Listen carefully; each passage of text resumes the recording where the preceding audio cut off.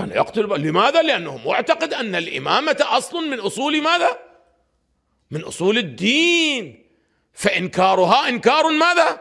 إنكار للدين. هسه بعض واقعا كان معتقد، وبعضهم ما هو، لا كان يرفع هذا اللواء حتى ماذا؟